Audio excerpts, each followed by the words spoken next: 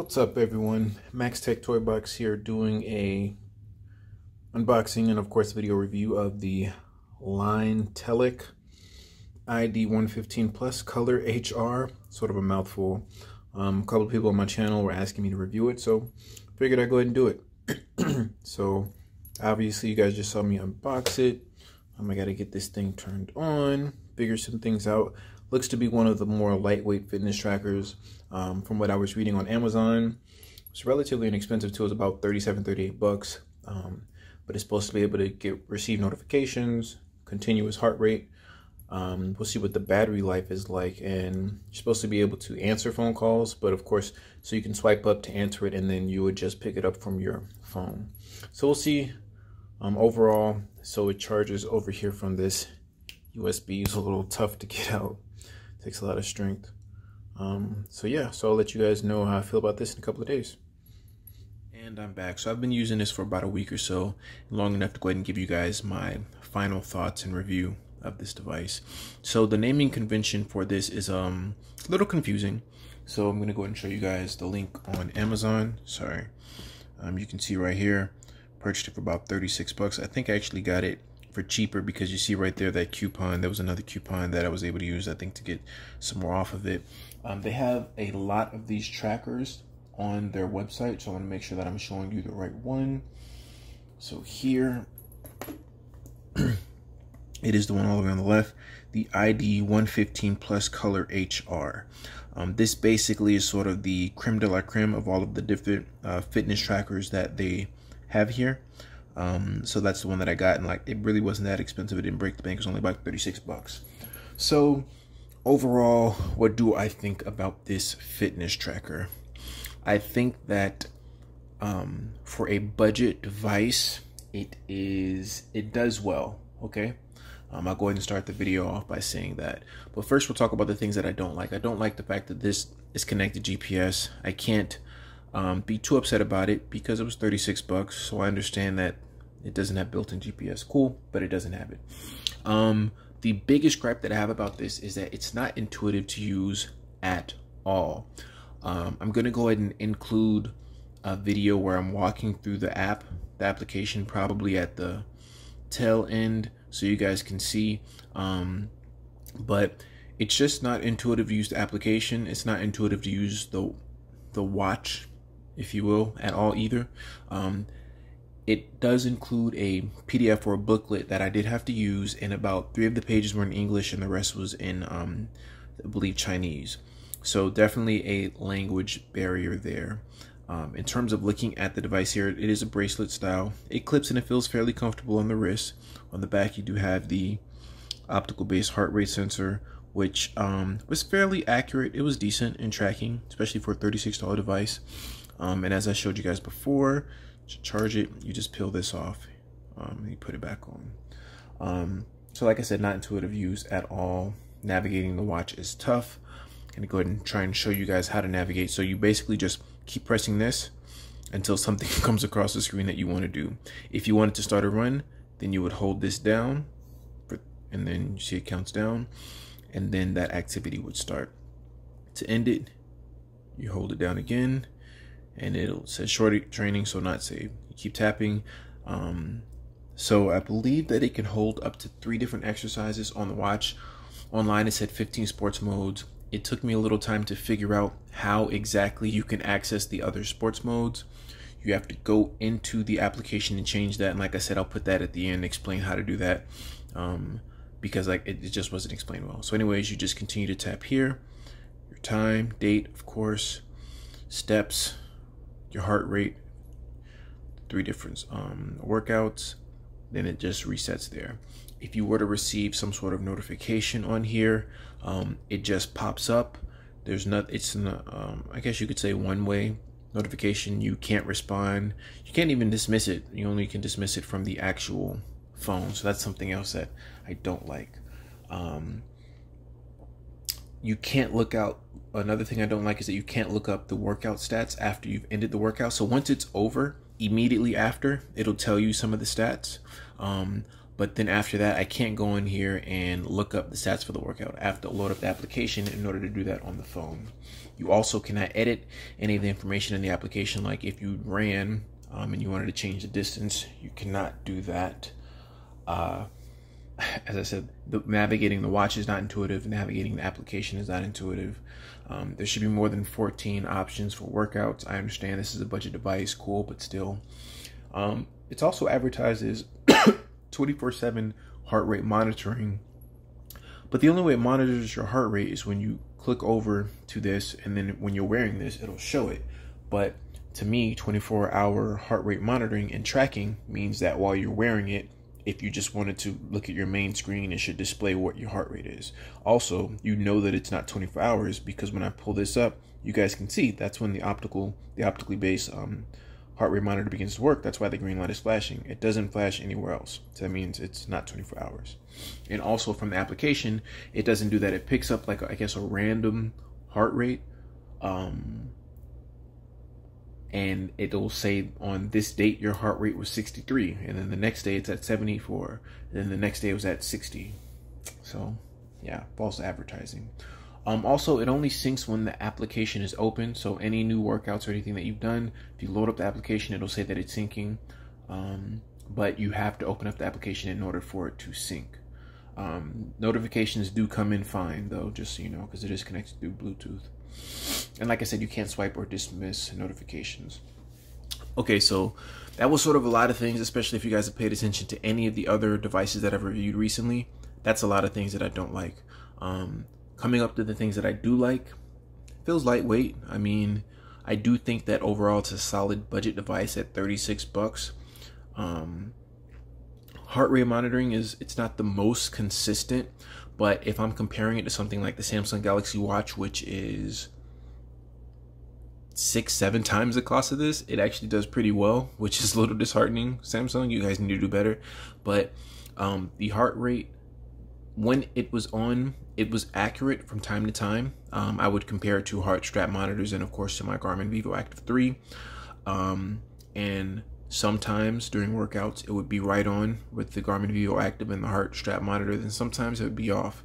I would say more times than not, it was consistent with all of my other readings. For strength training is probably when it was the most off. For running, it was pretty accurate, which is pretty much fair to say across the board for any optical based heart rate monitor. So like I said, it's not bad at tracking the heart rate, but it's still not the most accurate. Another thing that I really did like is excellent battery life. You guys can see here, I've charged this thing once and it's at, I guess, a little under 50%. It's not doing much, so of course the battery life should last long, but yeah, that's good. So I mean, maybe you'll charge this thing once a week, every week and a week and a half, and I've been using it every day. I've been working out every day, so that's one thing that I really do like. Automatic sleep tracker, it's good. You don't have to do anything to start or end it. It automatically logs your sleep, and all that information is stored in the application. Connects with Google Fit.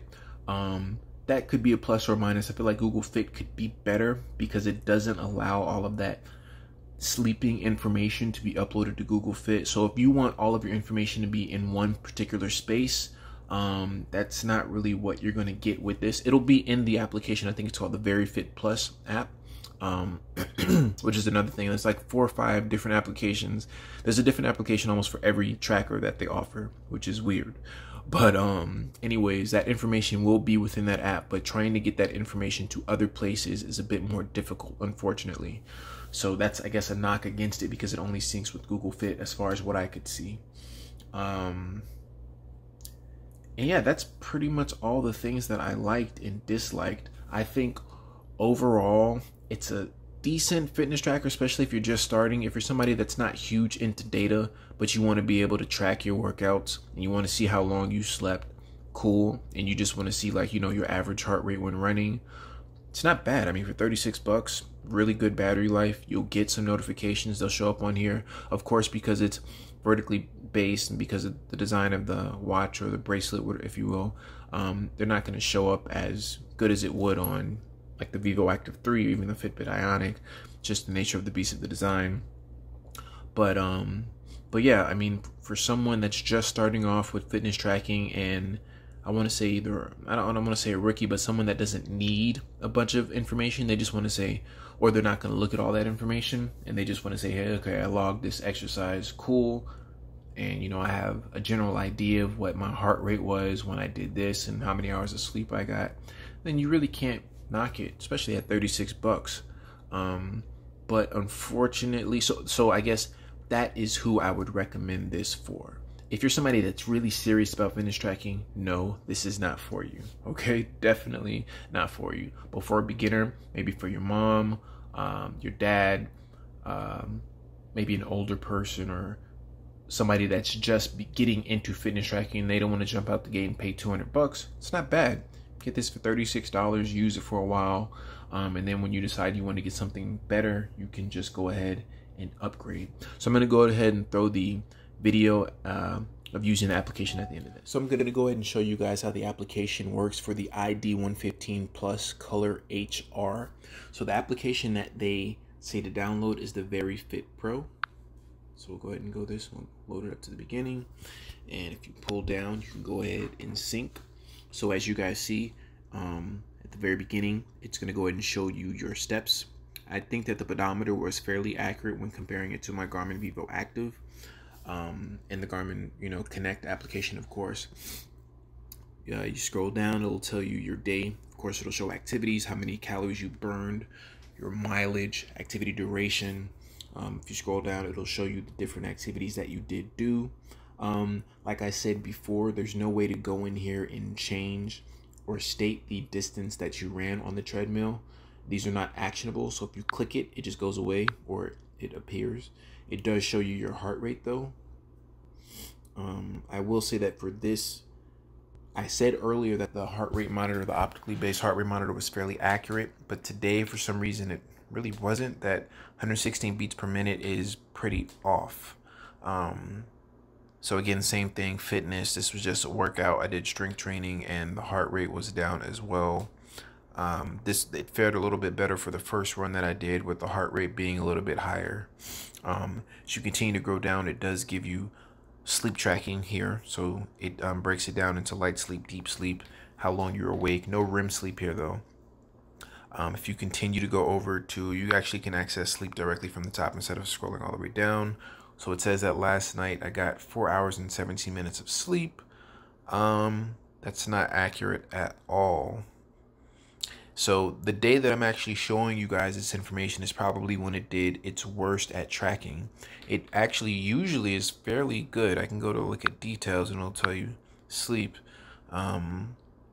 So here it's sort of a conglomerate of all the information over the last couple of days to tell you where you are. So the gold standard is 8 hours of sleep.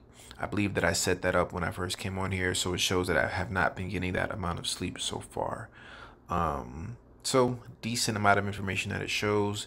Heart rate, I don't know what they just randomly pick a time to check the heart rate, and then it sort of is supposed to be a graph to display that. I don't understand that at all, but it is what it is. Same thing here. So if I was wearing the watch, then it would display the heart rate, but I'm not wearing the watch right now. So yeah, so that is pretty much, I'm gonna go ahead and show you guys. If you go to not details but device here, you can change and edit it says SNS alert, but that's SMS. You can go in here, you can say what you want to deliver notifications from all of these different applications here. If you don't want any notifications, you just turn it off just like that, obviously. So cool, you can go on SMS, email. You guys see all that right there.